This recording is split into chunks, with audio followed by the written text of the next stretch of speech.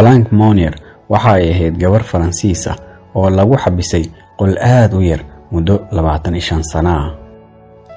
23 May 1901 waxaa soo gaaray xafiiska xeer ilaaliyaha guud ee Paris warqad qariib ah oo aysan cadayn qofka warqadda soo diray. warqadaas oo u qornayd sidan: mudane xeer ilaaliye, waxaa sharaf ii ah in aan ku soo wargeliyo dhacdo aad u xun misna aad u xanuun badan. waxaan u hadlayaa naag guumays ah oo ku xabisan guriga Marwo Monnier oo gaajoon kuna dhex nool meel wasakh ah 25 sano ee la soo dhaafay. si kale haddaan u dhaho, ku dhex nool saxradeeda iyo kaadideeda. xeer ilaaliyaha ayaa aad ula amakaagay arrintaas. waxa uu durba amar ku siiyey booliska in ay soo baaraan arrinkaas.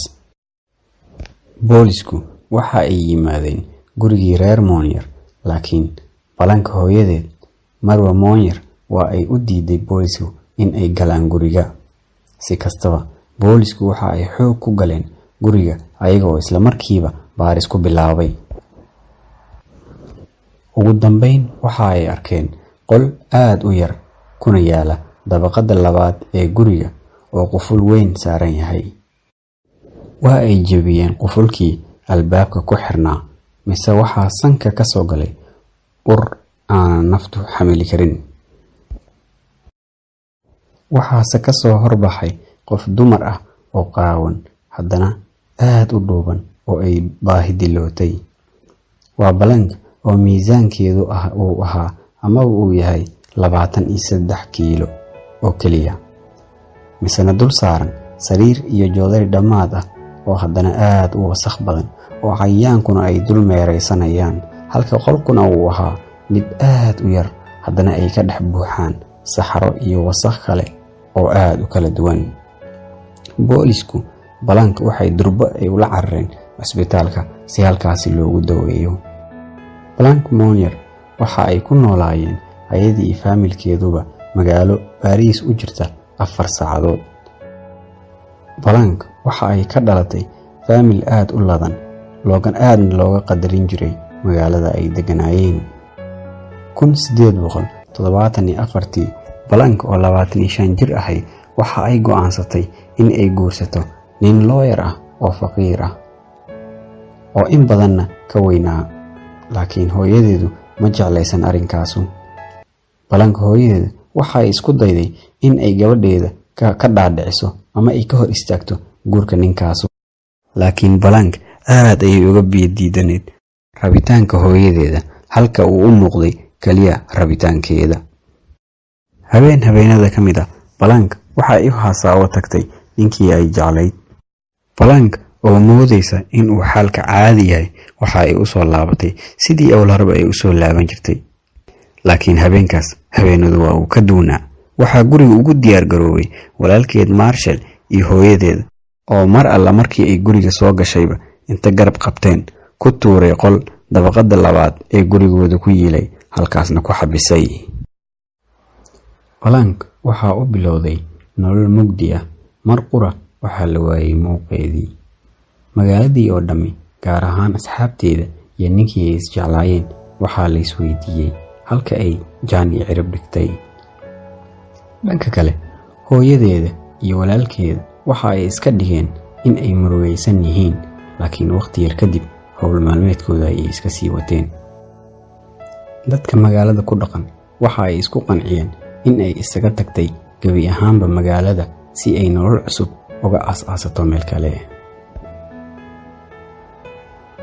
hase ahaatee, arrintu midaas waa ay ka duuneed oo Blanche waxa ay ku xabisneed qol aad u yar. dhanka kale, ma aysan heli jirin cunto marka laga reebo haraaga hooyadeeda ka soo hara.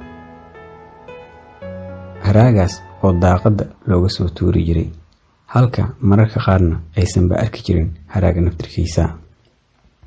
1885 waxaa geeriyooday ninkii Blanche ay isjeclaayeen, laakiin Blanche hooyadeeda ma aysan fasixin Blanche, halka iyaduna marna aysan go'aankeedii aysan bedelin.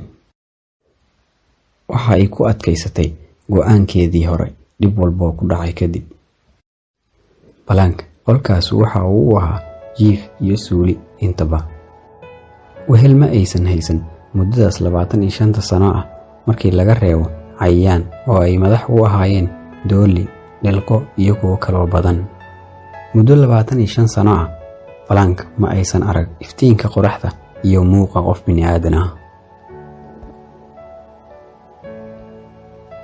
Marwa Monyer oo ahayd Planck hooyadeeda durba waxaa loo taxaabay xabsiga, halkaas oo 15 bari kadib markii ay ku jirtay ayaa waxaa ku soo booday wadna xanuunkaas oo ay u geeriyootay. Goobjooge ku sugnaa halka ay Marwa Monyer ku geeriyoonaysay ayaa sheegay in ay Marwa Monyer ku calaacalaysay markii ay dhimanaysay, Allah maskiinteeda Planck. Dhanka kale, Marshall waxaa lagu xukumay 15 bilood oo xarig ah, laakiin ugu dambeyn waxaa lagu waayay dambi, asagoo sheegay in uusan waxba u geysan Planck, ayna awooday in ay baxsato, laakiin ayada dooqeedu uu ahaa inay halkaas ku sii nagaato. Tan kale ee aadka la isku weydiiyey waxa ay ahayd qofka u soo diray warqadda xeer ilaaliyaha guud ee Paris.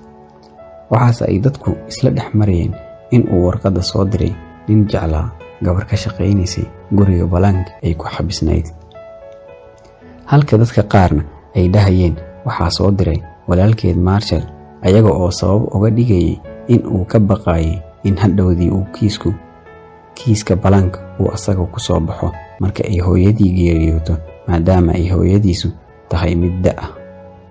Planck waxa ay ku noolayd isbitaalka dhimirka muddadii ay nooleed ee 13 sano ahayd, maadaama dhibtii loo geystay ay saameyn ku yeelatay maskaxdeeda.